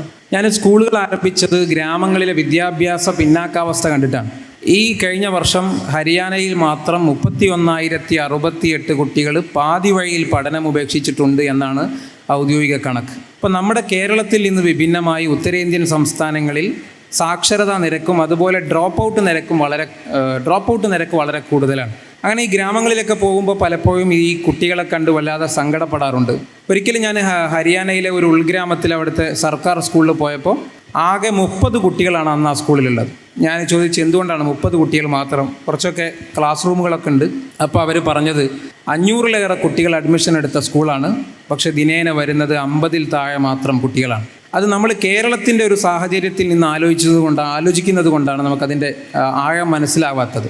31,068 കുട്ടികൾ പരാജയപ്പെട്ട കുട്ടികളല്ല, പകരം ഇനി ഞാൻ പഠിക്കുന്നില്ല എന്ന് തീരുമാനിച്ച കുട്ടികളുടെ എണ്ണമാണ് ഒരു സംസ്ഥാനത്ത് മാത്രം ഇത്രയധികം എന്നതുകൊണ്ടാണ് ഇങ്ങനെ പിന്നാക്കാവസ്ഥയിലുള്ള കുട്ടികൾക്ക് വേണ്ടി ഒരു സ്കൂൾ ആരംഭിക്കണം എന്ന് എനിക്ക് ആഗ്രഹമുണ്ടായിരുന്നത്. ആ ആഗ്രഹത്തിൻ്റെ പുറത്താണ് സുഖൂൻ റെസിഡൻഷ്യൽ സ്കൂൾ എന്ന പേരിൽ ഹരിയാനയിൽ ഞാൻ ആരംഭിച്ചത്. ഒന്ന്, അതിൻ്റെ ഒരു ഫണ്ടാണ് നമ്മുടെ ഒരു പ്രധാനപ്പെട്ട ഒരു പ്രശ്നമായിട്ട് മുന്നിലുണ്ടാവുക. പക്ഷേ ഞാനിപ്പോൾ ആമസോൺ, സൊമാറ്റോ തുടങ്ങി ഇന്ത്യയിലെ വിവിധ കമ്പനികളുമായി ചേർന്ന് അവരുടെ സഹകരണത്തോടെ എനിക്ക് പ്രവർത്തിക്കാൻ പറ്റുന്നുണ്ട്. അവരുടെയൊക്കെ CSR പ്രോജക്റ്റുകൾ വാങ്ങുന്നുണ്ട്. വളരെ വളരെ പോസിറ്റീവായിട്ടുള്ളൊരു കാര്യമാണ് ചെയ്യുന്നത്. നമുക്ക് നമ്മുടെ മൂന്നാമത്തെ പാനലിസ്റ്റിലേക്ക് വരാം. ഡോക്ടറിൽ നിന്ന് ഒരുപാട് കാര്യങ്ങൾ അറിയാൻ താല്പര്യമുള്ള ഒരുപാട് ആൾക്കാർ ഇവിടെ ഇരിപ്പുണ്ട്. ഞാൻ നേരത്തെ എൻ്റെ അല്പബുദ്ധിക്ക് ഞാൻ പറഞ്ഞു വെച്ച 1-2 കാര്യങ്ങൾ ഞാൻ ഒന്നുകൂടെ ചോദിക്കുകയാണ് നിങ്ങൾക്ക് വേണ്ടി തന്നെ. ഇപ്പം ഡോക്ടറായി ഒരാൾ ഡോക്ടറാവാൻ ആഗ്രഹിച്ചു, അയാൾ ഡോക്ടറിന് പഠിച്ചു, അയാൾ പാസ്സായി, MD പാസ്സായി, ഇതൊക്കെ ചിലപ്പോൾ സ്വാഭാവികമായിട്ട് നടക്കും. പക്ഷേ അയാൾ മറ്റുള്ളവരെ ഡോക്ടേഴ്സ് ആക്കാൻ വേണ്ടി ഇറങ്ങി തിരിക്കുക എന്ന് പറയുന്നത് അധികം നടക്കുന്ന കാര്യമല്ല. ഡോക്ടർ അങ്ങനെ വലിയൊരു കാര്യമാണ് ചെയ്യുന്നത്. അപ്പോൾ ഡോക്ടർ ഇത്രയും കാലത്തെ പരിചയത്തിൻ്റെ പുറത്ത് ഈ കൂടെ ഇരിക്കുന്ന കുട്ടികളിൽ അവരവരോട് ചോദിക്കേണ്ട ചോദ്യങ്ങൾ എന്തൊക്കെയാണ്? ഞാൻ എന്തിന് ഡോക്ടറാവണം, എനിക്ക് പറ്റുമോ എന്നുള്ളത്, അതിനൊരു ക്രൈറ്റീരിയ എന്തായിരിക്കും? നേരത്തെ ഇവിടെ ഉണ്ടായിരുന്ന ഇൻട്രൊഡക്ടറി സെഷൻസ് ചിലർക്ക് സൂചിപ്പിച്ചു ഒരു ഡോക്ടർ ആവുന്നത് എന്തിന് എന്ന് നമ്മുടെ ഗംഗാധർ സാറൊക്കെ ചോദിച്ച മാതിരി അത് ഒരു പ്രൊഫഷനായിട്ട് ഒരു സാമ്പത്തികം നേടാൻ മാത്രം ഒരു ടാസ്കായാലും ഒരു പാത്തായിട്ട് തിരഞ്ഞെടുക്കാനുള്ളൊരു പാതയല്ല മെഡിക്കൽ സെക്ഷനിലേക്ക്, ഡോക്ടറെന്ന് മാത്രമല്ല മെഡിക്കൽ മേഖലയിലേക്ക് കടന്നു വരുന്നത്. അതിന് ശരിക്കും പറഞ്ഞാൽ ഉള്ളിൽ നിന്നൊരു വിളി അല്ലെങ്കിൽ ഒരു കമ്പാഷൻ, ഒരു കോളിംഗ് ഉണ്ടാകുന്നത് വളരെ പ്രധാനപ്പെട്ട ഘടകമാണ്. കാരണം നമ്മൾ ഡീൽ ചെയ്യുന്നത്, നമ്മൾ ഹാൻഡിൽ ചെയ്യുന്നത് മനുഷ്യന്മാരുടെ അടുത്താണ്. ബാക്കി ഒരു ഇൻഡസ്ട്രി മാതിരിയല്ല, ജീവിതങ്ങളോടാണ്, ലൈഫ്സാണ്, ഡെത്താണ്, ഇതാണ് നമ്മൾ ഹാൻഡിൽ ചെയ്യുന്നത്. ഇപ്പം മെഡിക്കൽ കോളേജിൽ, കാലിക്കറ്റ് മെഡിക്കൽ കോളേജിൽ ഞാൻ 11 വർഷം അവിടെ ഉണ്ടായിരുന്നു. അണ്ടർ ഗ്രാജുവേഷൻ, പോസ്റ്റ് ഗ്രാജുവേഷൻ, അത് കഴിഞ്ഞിട്ടുള്ള റെസിഡൻസി, ഇതൊക്കെ കഴിഞ്ഞ് ഇതിൽ നിന്നൊക്കെ നമ്മൾ പഠിക്കുന്ന അസുഖങ്ങളെ പറ്റി പഠിക്കും, അത് ട്രീറ്റ് ചെയ്യുന്ന രീതികളെ പറ്റി പഠിക്കും. പക്ഷെ അത് കൂടെ മനുഷ്യന്മാരെ പറ്റി പഠിക്കും. മനുഷ്യരുടെ ജീവിതം, ജീവിതശൈലികൾ, അവരുടെ കുടുംബം, അവരുടെ ജീവിത സാഹചര്യങ്ങൾ, ഇതൊക്കെ പഠിക്കും. ഇത് പഠിക്കുമ്പോൾ നമ്മളിൽ തന്നെ പല പല പല മാറ്റങ്ങളും നമുക്ക് വരാം. അവരുടെ ചുറ്റുപാടുകൾ, അവരുടെ സാമ്പത്തിക സ്റ്റാറ്റസ്, ഇതൊക്കെ വെച്ചിട്ടാണ് ശരിക്കും ഒരു ശരിയായ ഡോക്ടർ പ്രവർത്തിക്കാൻ പറ്റുള്ളൂ. അപ്പോൾ ഇതിൽ നിന്നൊക്കെയുള്ള ലേണിംഗ് എന്ന് മനസ്സിലായത് അങ്ങനെ താല്പര്യമുള്ള ആൾക്കാരെ മാത്രമാണ് ശരിക്കും പറഞ്ഞാൽ ഡോക്ടർ പ്രൊഫഷനിലേക്ക് വരേണ്ടത്. അവരെ ഒരു കോയേഷൻ കൊണ്ടോ അല്ലെങ്കിൽ ഒരു പുഷ് കൊണ്ടോ മാത്രം വന്നാൽ ചിലപ്പോൾ അവർ സാറ്റിസ്ഫൈഡ് ആയിരിക്കില്ല. അപ്പോൾ അങ്ങനെ ആലോചിക്കുമ്പോഴാണ് നമ്മൾ ശരിക്കും ഡോപ്പ എന്നുള്ള പ്ലാറ്റ്ഫോം തന്നെ വന്നത്. അങ്ങനെ കഴിവുള്ള അല്ലെങ്കിൽ താല്പര്യമുള്ള കുട്ടികൾക്ക് റൈറ്റ് ആയിട്ടുള്ളൊരു പ്ലാറ്റ്ഫോം കൊടുക്കുക എന്നാണ് നമ്മുടെ സ്റ്റാർട്ടിങ് തുടക്കം. അപ്പോൾ അവർക്കൊരു ഗൈഡൻസ് കൊടുക്കുക എന്നുള്ളത്. അപ്പോൾ നമ്മൾ സ്വന്തം ചോദിക്കേണ്ടത്, നമുക്ക് ഈ നേരത്തെ പറഞ്ഞ പോലെ ഒരു സെൽഫായിട്ടൊരു ഗോള്, ഒരു ഡിറ്റർമിനേഷൻ, ഒരു പർപ്പസൊക്കെ തോന്നണം. ആ ഉൾകോളിങ് ഇൻസൈഡിലുള്ള ഒരു തോട്ട് നമുക്കുണ്ടോ എന്നുള്ളതാണ് ആദ്യം നമുക്ക് ചോദിക്കാനുള്ളത്. എന്നാൽ മാത്രമേ എനിക്ക് തോന്നുന്നു മെഡിക്കൽ മേഖലയിൽ ഒരു ഹാപ്പി ആയിട്ട് ഫുൾഫിൽ ചെയ്ത് പോകാൻ പറ്റുള്ളൂ. അപ്പം എനിക്ക് പലപ്പോഴും തോന്നിയിട്ടുള്ള സംശയമാണ്, എനിക്ക് ചോര കണ്ട ഭയങ്കര പേടിയാണ്. നിങ്ങളിൽ എത്ര പേർക്ക് ചോര കണ്ട പേടിയുണ്ട്? ഈ ഡോക്ടർ ആവാൻ ആഗ്രഹമുള്ളവർക്ക് ഈ പറഞ്ഞ പോലെ ചോര കണ്ടാൽ പേടി, അതൊക്കെ പ്രശ്നമാണോ? ആക്ച്വലി അത് ഏതൊരു സാധനത്തിലും ആദ്യം നമ്മൾ കാണുമ്പോൾ ഒരു പേടി വേറെ പല കാര്യത്തിനെ പറ്റി ഉണ്ടായിട്ടുണ്ടാവും അല്ലേ. ഒരു റോളർ കോസ്റ്ററിൽ പോകാൻ ഭയങ്കര പേടിയാണ്. പക്ഷേ ഒരു പ്രാവശ്യം ചെയ്താൽ 2 പ്രാവശ്യം ചെയ്താൽ നമ്മളത് യൂസ്ഡ് ആവും. അതേപോലെ തന്നെയുള്ളൂ. ഫസ്റ്റ് ഡേ നമ്മൾ അനാട്ടമി ഡിസെക്ഷൻ ഹാളിൽ ഒരു ഡെഡ് ബോഡി ഉണ്ടാവും. നമ്മൾ അതിൻ്റെ സ്മെല്ല് കണ്ടിട്ട് അവിടെ ബോധം കെട്ട് വീഴുന്ന കുറേ ബാച്ച്മേറ്റ്സ് നമ്മളെ ബാച്ചിലുണ്ടായിരുന്നു ഫസ്റ്റ് ഡേ. പക്ഷേ സെക്കൻഡ് ഡേ തേർഡ് ഡേ ആകുമ്പോൾ അത് യൂസ്ഡ് ആവും. അപ്പോൾ നമ്മൾ അതിനെ എങ്ങനെ ഹാൻഡിൽ ചെയ്യുന്നു എന്നുള്ളത് മാത്രമേ ഉള്ളൂ. അത് നമ്മളെ മനസ്സിലല്ലേ. ഈ മനസ്സിനെ ട്രെയിൻ ചെയ്ത് കഴിഞ്ഞാൽ ഈ ചോരയൊക്കെ സെക്കൻഡ് ലൈനായി മാറും. പിന്നെ അതുപോലെ ഇപ്പോൾ എൻ്റെ ക്ലാസ്മേറ്റ് ആയിട്ടുള്ള ഡോക്ടർ ബിപു ഇവിടെ കോഴിക്കോട് മെഡിക്കൽ കോളേജിൽ പഠിച്ചതാണ്. അദ്ദേഹം എന്നോട് പറഞ്ഞൊരു കഥയുണ്ട്. അദ്ദേഹം അവസാനത്തെ റാങ്കുകാരിൽ ഒരാളായിട്ടാണ് കോഴിക്കോട് മെഡിക്കൽ കോളേജിൽ 99 എത്തുന്നത്. അപ്പം അദ്ദേഹത്തിൻ്റെ ബാച്ചിൽ ആ വർഷത്തെ 1ാം റാങ്കുകാരനുണ്ടായിരുന്നു. എന്നാൽ 1ാമത്തെ വർഷം കഴിഞ്ഞപ്പോഴേക്കും 1ാം റാങ്കുകാരൻ പൊട്ടി, ഇദ്ദേഹം പാസ്സായി. എന്താണ് ഇതിൻ്റെ ഒരു അടിസ്ഥാനം? ഇപ്പം ഇവിടെ കോഴിക്കോട് മെഡിക്കൽ കോളേജ് ആണെങ്കിലും തിരുവനന്തപുരം മെഡിക്കൽ കോളേജും ഒക്കെ നിങ്ങളെപ്പോലെ എൻട്രൻസിൽ എഴുതി അതിലെ ടോപ്പ് റാങ്കുള്ള കുട്ടികൾ മാത്രമാണ് ഇവിടെ വരിക. പക്ഷേ അവിടെ പോയി കഴിഞ്ഞാലും ഫസ്റ്റ് ഇയറിൽ തന്നെ എല്ലാവരും ആ ഫസ്റ്റ് ഇയർ പാസ്സാവണം തന്നെ ഇല്ല. കുറേ പേര് അപ്പോഴും, കാരണം അത്രയും സിലബസും കാര്യങ്ങളൊക്കെ ഉണ്ട്. അവിടെയും നമുക്ക് വേണ്ടത് നമ്മുടെ പർപ്പസും നമ്മുടെ ഡ്രൈവുമാണ്. എവിടെയും പോയി ഉഴപ്പുന്ന ആൾക്കാർ ഇഷ്ടം പോലെ ഉണ്ട്. ഒന്നും പഠിക്കാതെ ക്യാമ്പസ് കൂടെ ഇറങ്ങി നടക്കുന്ന ആൾക്കാരുണ്ട്, അല്ലെങ്കിൽ പല സാഹചര്യങ്ങൾ കൊണ്ടായിരിക്കാം. പക്ഷേ ഇവിടെയൊക്കെ ഇതൊരു പരീക്ഷ എന്നുള്ളതിനപ്പുറം നമുക്ക് ഇതൊരു പ്രൊഫഷനാണ്, നമുക്കതിനോട് നീതി ചെയ്യണം. അപ്പോൾ അതിനു വേണ്ടി നമ്മൾ പ്രയത്നിക്കണം എന്നുള്ളൊരു ചാൻസ് ഉണ്ടെങ്കിൽ ഇവരാരും പിന്നെ 1, 2 ഒന്നും വ്യത്യാസമില്ല. ഇതൊക്കെ പാസ്സാവുക, ക്ലിയർ ആവുക എന്നുള്ളതിൽ അവിടെ സ്ഥിരമായിട്ട് അധ്വാനിക്കാൻ പറ്റണം. മുന്നാബായി MBBS സിനിമ കണ്ടിട്ടുണ്ടാകും. ഡോക്ടർമാരെ കുറിച്ചുള്ള പല കാര്യങ്ങളും അതിൽ പരാമർശിച്ച കൂട്ടത്തിൽ പറഞ്ഞിട്ടുള്ളൊരു കാര്യം, ഡോക്ടർ അസ്ഥാന അതിനകത്ത് പറയുന്നൊരു ഡയലോഗുണ്ട്. അതായത് എനിക്ക് ഒരു ഡോക്ടർ എന്നുള്ള നിലയ്ക്ക് ഒരു രോഗിയെ ഓപ്പറേഷൻ നടത്തുമ്പോൾ എൻ്റെ കൈ സ്റ്റഡി ആയിരിക്കും, പക്ഷേ എൻ്റെ മകളെ ഓപ്പറേഷൻ നടത്താൻ നേരത്തെ എൻ്റെ കൈ വിറയ്ക്കുമെന്ന് പറയും. അപ്പം ഡോക്ടർ എന്നുള്ള നിലയ്ക്ക് രോഗികളുമായിട്ട് നമ്മൾ മാനസികമായിട്ട് അടുപ്പം സ്ഥാപിക്കാൻ പാടുണ്ടോ? കമ്പാഷനേറ്റ് ആവാൻ പാടുണ്ടോ? എമ്പതി കാണിക്കാൻ പാടുണ്ടോ? അതോ you should treat them like A machine that you are servicing? അല്ല, അവിടെയാണ് വ്യത്യാസം വരുന്നത്. നമ്മൾ പഠിക്കുന്നത് സയൻസ് ആണ്, അതിൻ്റെ മെത്തഡോളജി ഒക്കെയാണ്. പക്ഷെ നമ്മൾ അപ്പുറം ഇരിക്കുന്ന ആളൊരു മനുഷ്യനാണ്. അതിൻ്റെ എല്ലാ ആസ്പെക്ട്സും നമ്മൾ ഉൾക്കൊള്ളാൻ മാത്രമേ അവർക്ക് പറ്റിയ അഡ്വൈസോ അല്ലെങ്കിൽ ട്രീറ്റ്മെൻറ്റ് നമുക്ക് കൊടുക്കാൻ പറ്റുള്ളൂ. അപ്പോൾ എൻ്റെ ഒരു ഇതിൽ അവരെ നമ്മൾ മനസ്സിലാക്കണം, അവരുടെ കൂടെ നിന്ന് അവർക്ക് പറ്റിയ ചികിത്സ എന്താണെന്ന് പറഞ്ഞു കൊടുക്കാൻ പറ്റണം, അത് ഗൈഡ് ചെയ്ത് കൊടുക്കാൻ പറ്റണം. അപ്പോൾ അത് 2 ആസ്പെക്റ്റും വേണം. ഇപ്പം മൗണ്ടനിയറിങ് ഇപ്പം ചെയ്തുകൊണ്ടിരിക്കുന്നു. മെയിൻ ഓൾമോസ്റ്റ് ഒരു പുസ്തകം എഴുതിയിട്ടുണ്ട് കേട്ടോ. മൗണ്ടനിയറിനെ പറ്റി പുസ്തകം എഴുതിയിട്ട് മാതൃഭൂമി പബ്ലിഷ് ചെയ്തിപ്പോൾ ഇറങ്ങാൻ പോവാണ്. നിങ്ങൾ ഈ കണ്ട എല്ലാവരും വായിക്കണം. ആർക്കെങ്കിലും മൗണ്ടനിയർ ആവാൻ താല്പര്യമുണ്ടെങ്കിൽ അതിലെ ബുദ്ധിമുട്ടുകളൊക്കെ അത് വായിച്ചാൽ മനസ്സിലാവും. അപ്പോൾ ഒരുപാട് ബുദ്ധിമുട്ടുകളുള്ള ഒരു പണിയാണത് അല്ലേ, അത്ര എളുപ്പമല്ല. You are torturing your body to an extent when you climb up. അപ്പോൾ അതെങ്ങനെയാണ് ഒരു പാഷനായിട്ട് മാറുന്നത്? അതൊരു ജേണി ആയിട്ട് മാറുന്നത് എങ്ങനെയാണ്? അതൊരു ജോലിയല്ല, അതൊരു പാഷനും അല്ല. അത് നമുക്കൊരു എന്താ പറയുക, അടങ്ങാത്തൊരാഗ്രഹമാണ്. ഇതിൻ്റെ പ്രത്യേകത എന്ന് വെച്ച് കഴിഞ്ഞാൽ, ഇത് ഡോക്ടർമാർക്കൊക്കെ അറിയാം, നമുക്ക് എല്ലാ ഹോർമോണിൻ്റെ പരിപാടികളാണല്ലോ. നമ്മുടെ ശരീരത്തിൽ സന്തോഷവും സങ്കടവും എല്ലാ ഹോർമോണാണ് ഉണ്ടാക്കുന്നത്. നമുക്കിതൊരു സെൻസ് ഓഫ് അച്ചീവ്മെൻറ്റ് തരും. ഒരു മൗണ്ടൻ, എല്ലാ മൗണ്ടനും ഡിഫറെൻ്റ് ആണ്. മനുഷ്യന്മാർ ഡിഫറെൻ്റ് ആയിരിക്കുന്ന പോലെ എല്ലാ മൗണ്ടനും ഡിഫറെൻ്റ് ആണ്. അപ്പോൾ നമ്മൾ ഈ മൗണ്ടൻ ക്ലൈംബ് ചെയ്യുന്നത് വെറുതെ അല്ല. നമ്മൾ അതിന് മുമ്പ് ഇതിൻ്റെ ഭൂമിശാസ്ത്രം പഠിക്കും, ഇതിൻ്റെ എല്ലാം ശാസ്ത്രീയമായി എല്ലാം പഠിച്ച്, അഗ്നിപർവ്വതമൊക്കെയാണെങ്കിൽ കുറച്ച് എപ്പോൾ പൊട്ടും പൊട്ടത്തില്ല എല്ലാം പഠിച്ചിട്ട് കയറി നമ്മൾ കയറുന്നത്. അപ്പോൾ അത് കയറുമ്പം ചിലപ്പോൾ 60 days എടുക്കും, ചിലപ്പോൾ 40 days എടുക്കും. അതിൻ്റെ ഭക്ഷണം, താമസം എല്ലാം കൊണ്ടുപോകണം. ഇത് ക്ലൈംബ് ചെയ്ത് തിരിച്ചു വരുമ്പോൾ ഒരു അച്ചീവ്മെൻറ്റ്, ഒരു സെൻസ് ഓഫ് അച്ചീവ്മെൻ്റ് ഉണ്ട്. അത് റിലീസ് ചെയ്യുന്ന നിങ്ങൾക്ക് ഡോപ്പമിനാണോ റിലീസ് ആവുന്നത് അതോ സെറട്ടോണിൻ? എന്ത് റിലീസ് ചെയ്താലും പ്ലഷറാണോ ഹാപ്പിനെസ് ആണോ? കിട്ടുന്ന പ്ലഷറാണോ ഹാപ്പിനെസ്? അതൊരു പ്ലഷറാണ്. Dopamine. ഹാപ്പിനെസ് ആണെന്ന് എനിക്ക് തോന്നുന്നില്ല. കാരണം അത് വീണ്ടും നമുക്ക് ചെയ്യാൻ നമ്മളെ ഇപ്പോൾ ഈ പറഞ്ഞ പോലെ തന്നെ ചന്തുവിനോട് ചോദിച്ചപ്പോൾ പറഞ്ഞില്ല, അടുത്ത സിനിമ ഞാൻ ചോദിക്കുന്നത്. ഇപ്പോൾ ഞാൻ നാട്ടിൽ ഞാൻ കാരണം അതല്ല, ഞാൻ ബൈക്കിൽ ഇറങ്ങാറില്ല. കാരണം ആര് കണ്ടാലും ചോദിക്കും ഇനി ഏത് മൗണ്ടനിലോട്ടാണ് പോകുന്നത്. അപ്പോൾ നമുക്ക് പ്ലാൻസ് ഉണ്ട്, പക്ഷേ ഈ മൗണ്ടൻസ് എപ്പോഴും കയറാനും പറ്റും. നമ്മൾ റിക്കവറി ടൈം കൊടുക്കണം. ഇപ്പോൾ ചിലപ്പോൾ ഞാൻ എവറസ്റ്റ് ഒക്കെ കയറിയിട്ട് വന്നപ്പോൾ എനിക്ക് 4 month റിക്കവറി ആയിരുന്നു. എൻ്റെ ഫുൾ മസിൽസ് പോയി. എൻ്റെ 85 kilo ഉള്ള ഞാൻ 65 kilo ആയി. ഭയങ്കര മസിൽ ഡാമേജ് ആയി. അപ്പോൾ അങ്ങനെ റിക്കവറി, ഇപ്പം ഞാൻ റിക്കവറി ഫേസിലാണ്. എനിക്കിനി ജനുവരിയിൽ ആഫ്രിക്കയാണ് എൻ്റെ അവിടുത്തെ മൗണ്ട് കിളിമഞ്ചാരോ പണ്ട് കയറിയതാണ്.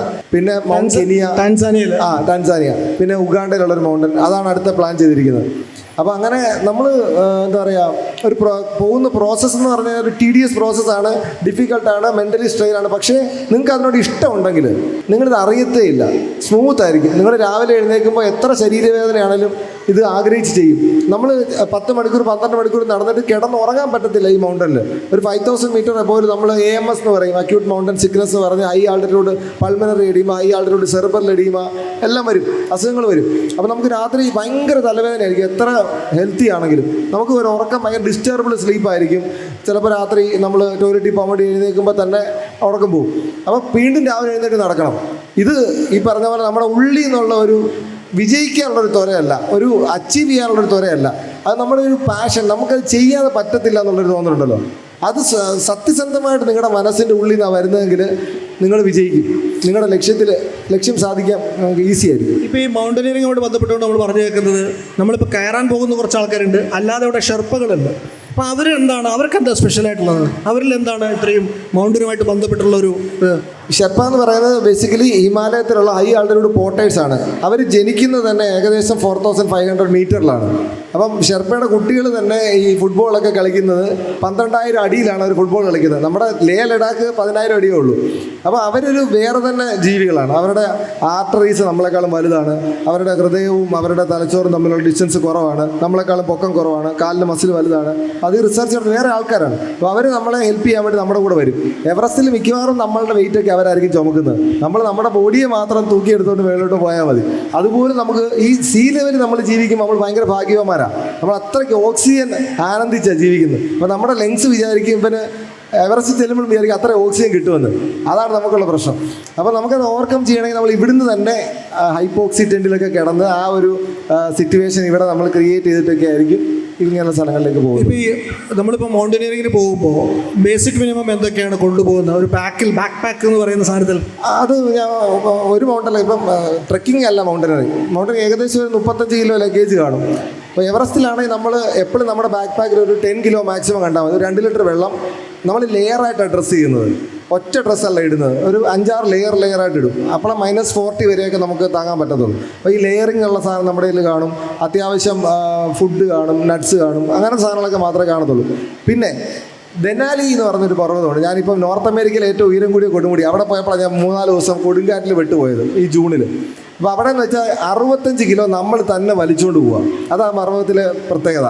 ഒരു 20 കിലോ നമ്മുടെ ബാക്ക് പാക്കിലും ബാക്കി 18 ദിവസമുള്ള ഭക്ഷണ താമസം നമ്മളുടെ ഹ്യൂമൻ വേസ്റ്റ് ഉൾപ്പെടെ നമ്മൾ വലിച്ചുകൊണ്ട് പോവുക. അപ്പോൾ അത് ഡിഫറൻറ്റാണ്. അവിടെ പോകുമ്പോൾ നമ്മുടെ പുറത്തെ മസിൽസ് ഒക്കെ പൊട്ടും. അവിടെ ഷെർപ്പയില്ല. അതാണ് പ്രത്യേകം. ഷെർപ്പ എന്ന് പറഞ്ഞാൽ ഹിമാലയത്തിലുള്ള, കാരണം അവർ ജീവിക്കുന്ന ഹിമാലയത്തിലാണ്. അപ്പം ഇത് അമേരിക്കയിലെ പർവ്വതമാണ്. അമേരിക്കക്കാരെന്ന് വെച്ചാൽ നമ്മളെക്കാളും അഡ്വഞ്ചറസ് ആണ്. അമേരിക്കൻസ്, യൂറോപ്യൻസ് നമ്മളെക്കാളും ആരോഗ്യവാന്മാരാണ്, അഡ്വഞ്ചറസ് ആണ്. അപ്പോൾ അവർക്ക് അതിൻ്റെ ആവശ്യമില്ല. അവരുടെ ത്രില്ലെന്ന് പറഞ്ഞാൽ ഈ 18 ദിവസം ഒറ്റയ്ക്ക് എക്സ്പെഡീഷൻ ചെയ്യുന്നവരാണ് അവരുടെ ത്രില്ല്. അപ്പോൾ നമ്മൾ അവിടെ ചെല്ലുമ്പോൾ എന്തെങ്കിലും ഡിഫറൻ്റ് ആയിരിക്കും. നമ്മളുടെ ഈ കിളിമഞ്ചാരോ വേറെയാണ്, ആഫ്രിക്കൻസ് ആണ്. അവർ നമ്മളെക്കാളും കരുത്തന്മാരാണ്, പോട്ടർമാർ. അവർ പോട്ടറേഷൻ എന്നാണ് പറയുന്നത്. അവർ 10-40 കിലോ ഒക്കെ തലയിൽ ചുമന്ന് നമ്മൾ നടക്കുന്ന വഴിയിലൂടെ നമുക്കുള്ള വെള്ളം വരെ ചുമന്നുകൊണ്ട് നടക്കും. അപ്പോൾ അവരൊക്കെ കാണുമ്പോൾ നമുക്ക് എന്താ പറയുക, നമ്മളൊന്നും ചെയ്യുന്നില്ലല്ലോ. നമ്മൾ ഇപ്പോഴത്തെ എനിക്ക് തന്നെ, ഞാൻ ഇത്രയും ക്ലൈംബ് ചെയ്ത് എനിക്ക് തന്നെ ഡീമോട്ടിവേഷൻ വരും. കാരണം ഇവരൊക്കെ എടുക്കുന്ന എഫേർട്ടിൻ്റെ ഒരു 100-1 പോലും നമ്മൾ എടുക്കുന്നില്ലല്ലോ എന്നൊരു തോന്നൽ ഇവരെ കാണുമ്പോൾ ഉണ്ടാവും. ഇപ്പോൾ ഈ മൗണ്ടനിയറിങ് അല്ലെങ്കിൽ ക്ലൈംബിങ്ങിന് താല്പര്യമുള്ള ആളുകൾ ഒരുപാട് പേരുണ്ടാവും. അപ്പോൾ അതിൻ്റെ ആ കരിയറിൻ്റെ ഒരു എക്സ്പെൻസ് എങ്ങനെയാണ്? കരിയറിൻ്റെ എക്സ്പെൻസ് മൗണ്ടനറിങ്ങിലോട്ട് താല്പര്യമാണെങ്കിൽ ആദ്യം ഒരു കോഴ്സ് ഉണ്ട്, ബേസിക് മൗണ്ടനറിങ് കോഴ്സ് എന്ന ഒരു കോഴ്സ് ഉണ്ട്. അപ്പോൾ ഞാൻ എല്ലാവരോടും പറയാറുള്ളൊരു കാര്യം, ഞാൻ മൗണ്ടനർ ആയതുകൊണ്ട് പറയുകയല്ല, ലൈഫിൽ നിങ്ങളോട് ഒരു കോഴ്സ് ഏതാണ് പഠിക്കണം എന്ന് ചോദിച്ചാൽ അത് ബേസിക് മൗണ്ടനറിങ് കോഴ്സാണ്. അത് മൗണ്ടനർ ആവാൻ വേണ്ടിയിട്ടല്ല, അത് ഇന്ത്യയിലെ 5 പ്രീമിയം ഇൻസ്റ്റിറ്റ്യൂട്ടിലാണ് കിട്ടുക. മിനിസ്ട്രി ഓഫ് ഡിഫൻസിൻ്റെ കീഴിലാണ് ഫസ്റ്റ് സെർവിൽ അത് കൊടുക്കുന്നത്. ഏകദേശം 27,000 രൂപയേ ഉള്ളൂ. 27,000 രൂപയ്ക്ക് നിങ്ങൾക്ക് ഒരു മാസം ഭക്ഷണം, താമസം, training, high altitude trekking, certificate, legacy ഉൾപ്പെടെ 250ഓളം ഓൾ ഇന്ത്യ ഫ്രണ്ട്സ്, അതും ഒരു മാസം കൂടെ താമസിക്കല്ലേ. ഇത് കിട്ടുന്ന വേറൊരു കോഴ്സില്ല. നോർത്ത് ഇന്ത്യൻസ് ഒരുപാട് പേര് വരാറുണ്ട്. 18 വയസ്സ് തൊട്ടുള്ള കുട്ടികൾ വരാറുണ്ട്, 15-16 വയസ്സുള്ള കുട്ടികളൊക്കെ വരാറുണ്ട്. അതെന്ന് വെച്ചാൽ അവരുടെ ലൈഫ് ചേഞ്ചിങ് ആയിട്ടുള്ള കോഴ്സാണ്. അതാദ്യം പഠിക്കണം. അത് കഴിഞ്ഞാൽ എൻ്റെ താല്പര്യം കൊണ്ട് അതിൻ്റെ അഡ്വാൻസ്ഡ് മൗണ്ടനറിങ് കോഴ്സ് ഉണ്ട്, അത് പഠിച്ചു. പിന്നെ ഇതിൻ്റെ ഒരു PhD എന്ന് പറഞ്ഞ കോഴ്സ്, സെർച്ച് ആൻഡ് റെസ്ക്യൂ എന്ന് പറഞ്ഞ കോഴ്സുണ്ട്, PhD എന്നുള്ള കോഴ്സ്, അത് പഠിച്ചു. അപ്പം ഇത് പഠിക്കണം ആദ്യം. ഇതൊരു കലയാണ്, ഇത് പഠിച്ച് നമ്മൾ ചെയ്യേണ്ടതാണ്. നമ്മൾ പ്രത്യേകിച്ച് സൗത്ത് ഇന്ത്യൻസിന് ഇത് അറിയത്തില്ല. അപ്പോൾ ഇത് പഠിച്ചു കഴിഞ്ഞിട്ട് പിന്നെ എവറസ്റ്റ് പോലുള്ള മൗണ്ടൻ ക്ലൈംബ് ചെയ്യാൻ താല്പര്യമെങ്കിൽ ഒരു 4,000 മീറ്റർ ആദ്യം കയറുക, എന്നിട്ട് 5,000 കയറുക, എന്നിട്ട് 6,000 കയറുക, എന്നിട്ട് 7,000 കയറുക, എന്നിട്ട് 8,000 കയറിയിട്ട് വേണം എവറസ്റ്റ് അറ്റംപ്റ്റ് ചെയ്യാൻ. കാരണം ഡയറക്റ്റ് നമ്മൾ പോയി കഴിഞ്ഞ് കഴിഞ്ഞാൽ ഈ പ്രഷറിൻ്റെ വ്യത്യാസം മൂലം ബ്രെയിൻ ഹെമറേജും ഹാർട്ട് അറ്റാക്കും നമ്മൾ സിമ്പിളായിട്ട് മരിച്ചു പോകും. അങ്ങനെ ഒരുപാട് പേര് മരിക്കുന്നുണ്ട്. ഇവിടെ എവറസ്റ്റൊക്കെ കയറിയിട്ട് നാട്ടിലെ ചെറിയ മലയൊക്കെ കാണുമെന്ന് തോന്നുന്നു. ഞാൻ പറഞ്ഞില്ലേ, എല്ലാം എനിക്ക് പുതുമയാണ്. Every day is different. അപ്പം ഞാൻ അതിനും ഭയങ്കരമായിട്ട്, ഞാനിപ്പം ഭക്ഷണം തന്നെ ഭയങ്കര ആനന്ദിച്ച് കഴിക്കുന്ന ഒരാളാണ്. അപ്പോൾ ഞാൻ എക്സ്പീരിയൻസ് ആണ് എനിക്ക് വേണ്ടത്. നമ്മൾ സെയിം മലയിൽ ഡിഫറെൻറ്റ്, ഇപ്പോൾ ഇദ്ദേഹം പറയുന്ന പോലെ കശ്മീർ നമ്മൾ സെയിം സ്ഥലത്ത് തന്നെ എവറി വീക്ക് പോയാലും ഡിഫറെൻ്റ് ആണ്. അവിടുത്തെ ക്ലൈമറ്റ്, അവിടുത്തെ ആൾക്കാർ, അവിടുത്തെ ഭക്ഷണം, അവിടുത്തെ മണം. അതുപോലെ തന്നെ മൗണ്ടൻസിലും സീസൺ അനുസരിച്ച് ചേഞ്ച് ചെയ്തുകൊണ്ടേയിരിക്കും. അപ്പം എപ്പോഴും എനിക്ക് പുതുമയാണ്. മുഹമ്മദ് സലീം തിരിച്ചു വരാം. ഇപ്പം ഹരിയാന പോലുള്ള സ്ഥലങ്ങളിൽ പോകുന്നു എന്ന് പറഞ്ഞു, റൂറൽ ഉത്തർപ്രദേശിൽ പോകുന്നു എന്ന് പറഞ്ഞു. പക്ഷെ പലയിടത്തും അത്രത്തോളം റിസപ്റ്റീവായിട്ടുള്ള ആളുകൾ ആയിക്കൊള്ളുന്നില്ല. ചിലപ്പോൾ ഹോസ്റ്റിലിറ്റി നേരിടേണ്ടി വരാം, പ്രത്യേകിച്ച് പല കാരണങ്ങൾ കൊണ്ട്. അപ്പോൾ അതിനെയൊക്കെ എങ്ങനെ നേരിടുന്നത്? എനിക്കിന്ന് വരെ അത്തരം അനുഭവങ്ങളൊന്നും നേരിട്ടിട്ടില്ല. പകരം ഞാൻ എപ്പോഴും വിശ്വസിക്കുന്നത്, സ്നേഹിക്കാൻ അറിയുന്ന ആളുകളെ എപ്പോഴുള്ള ആതിഥ്യ മര്യാദ എന്ന് പറയുന്നത് മനുഷ്യൻ്റെ ഉള്ളിലുള്ള ഒരു വികാരമാണ്. അത് പലപ്പോഴും ഈ ഇത്തരം ഗ്രാമങ്ങളിൽ എത്തിച്ചേരുമ്പോൾ അത് ആളുകളിൽ നിന്ന് പുറത്തു വരുന്നു, നമ്മളത് അനുഭവിക്കുന്നു എന്നുള്ളതാണ്. ഞാൻ പലപ്പോഴും ഈ ഗ്രാമങ്ങളിൽ ഒരു വീട്ടുകാരൻ എന്ന പോലെ അവരുടെ വിവാഹ സദസ്സുകളിലും വിരുന്നുകളിലും കൃഷിയിടങ്ങളൊക്കെ സന്ദർശിക്കുമ്പോൾ അവർക്ക് വേണ്ടി കൊണ്ടുവന്ന ഭക്ഷണം പോലും നൽകിയിട്ട് പലരും സ്വീകരിച്ചിട്ടുണ്ട്. ഞാൻ എപ്പോഴും പറയുന്ന ഒരു കഥയിൽപ്പെട്ട ഒന്നാണ് എൻ്റെ ഒരു അനുഭവം. കശ്മീരിലെ ഒരു പൂഞ്ചിൽ, അവിടെ ഒരു മലമുകളിലാണ് എൻ്റെ ഒരു സ്കൂളിലെ ഒരു ടീച്ചറുടെ വീടുള്ളത്. അപ്പോൾ അവരുടെ വീട്ടിലേക്ക് ഒരു ദിവസം പോയപ്പോൾ ആ മലമുകളിലൂടെ 2 മണിക്കൂർ സമയം കാൽനടയായി സഞ്ചരിച്ചാലേ ഈ വീട് എത്തിച്ചേരുള്ളൂ. അവിടെയാണ് അദ്ദേഹത്തിൻ്റെ വീട്. അപ്പോൾ ഞാൻ അവിടെ ഒരു ദിവസം താമസിച്ച് പിറ്റേന്ന് അദ്ദേഹം പറഞ്ഞു, ഇനിയൊരു 5 മണിക്കൂർ കൂടി മുകളിലേക്ക് കയറിയാൽ ഈ മലയുടെ ഏറ്റവും മുകളിലെത്താൻ പറ്റും, നമുക്ക് പോയി നോക്കാം. ഞാൻ പറഞ്ഞു പോകാം. അങ്ങനെ ഞങ്ങൾ ഇറങ്ങി. ഒരു 2-3 മണിക്കൂർ കഴിഞ്ഞപ്പോൾ ഞങ്ങളുടെ കയ്യിലുള്ള വെള്ളവും ഒക്കെ തീർന്നു. ഭക്ഷണമൊക്കെ ഉണ്ട്, പക്ഷെ വെള്ളം തീർന്നു. വല്ലാത്ത ദാഹം. ഞാൻ ഇത്ര അധികം ഇങ്ങനെ മല കയറിയിട്ടില്ലെങ്കിലും കുത്തനെയുള്ള മലയാകുമ്പോൾ സ്വാഭാവികമായിട്ടും നമ്മൾ വല്ലാണ്ട് ക്ഷീണിക്കും.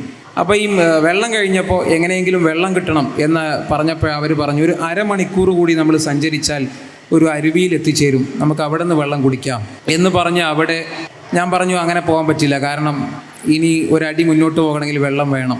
അങ്ങനെ നിൽക്കുന്ന സമയത്ത് അവിടെ ഒരു വീടുണ്ട്, ആ വീട്ടിൽ പോയി നോക്കാൻ പറഞ്ഞു. അപ്പോൾ അവർ പറഞ്ഞു അവിടെ വീട്ടിൽ ആളില്ല. അപ്പോൾ ഞാൻ പറഞ്ഞു വെള്ളമല്ലേ, നമ്മൾ തിരിച്ചു വരുമ്പോൾ അവർക്ക് എന്തെങ്കിലുമൊക്കെ കൊടുക്കാം, എന്നാലും വേണ്ടില്ല, ഇപ്പോൾ നമ്മൾ വെള്ളം കുടിക്കണം, അവിടെ വീട്ടിൽ പോയിട്ട് വെള്ളം എടുത്തോളൂ എന്ന് പറഞ്ഞ് എൻ്റെ കൂടെയുള്ള സഹപ്രവർത്തകൻ ആ വീട്ടിൽ പോയി ഒരു 2-3 ഗ്ലാസ് വെള്ളം എടുത്ത് ഇങ്ങനെ ഞങ്ങൾ കുടിച്ചുകൊണ്ടിരിക്കുമ്പോഴാണ് ഈ വീട്ടുകാരിങ്ങനെ ആ വീട്ടിലേക്ക് വരുന്നത്.